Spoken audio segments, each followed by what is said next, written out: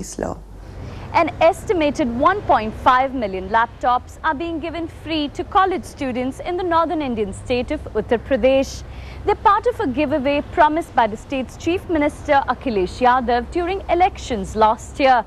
It's expected to cost the state authorities over $550 million. But many are now questioning the scheme. Nitin Srivastava reports from Lucknow. A brand new laptop is something that every 17-year-old wants. But Tanya has just got one from the government for free. It is an incentive by the state to keep young people in colleges.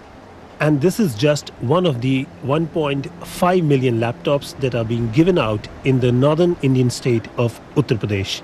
I had to stand in the queue with thousands of other students from college to get it.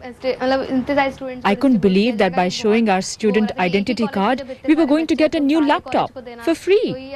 I love it. This was a promise made by the state's Chief Minister Akhilesh Yadav during elections last year. But it is not the first time politicians have campaigned with freebies. Regional political parties have in the past given out television sets, food grain and even gold chains to voters.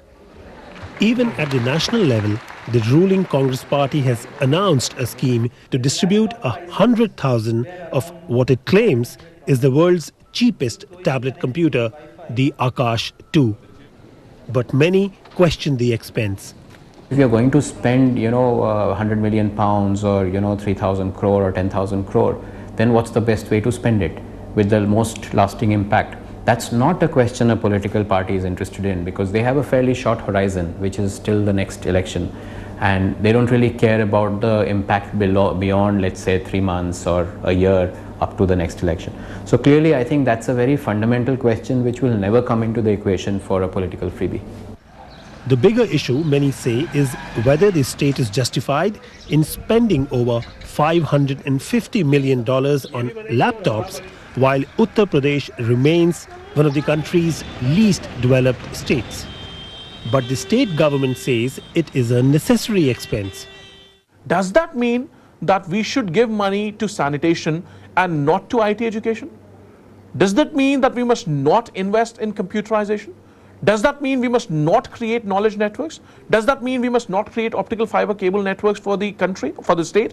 Does that mean we must not equip people with the latest technology so that, and then they lag behind? No. We have to do both.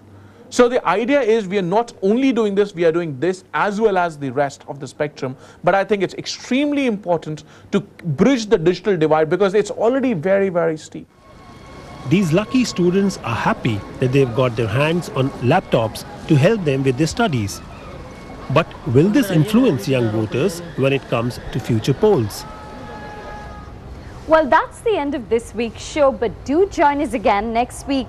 In the meantime, for more coverage from India, do visit our website bbc.com/India, or for business news, check out bbc.com/business. I'm Shilpa Kannan in Delhi, and from everyone on the team, thanks for watching. Goodbye.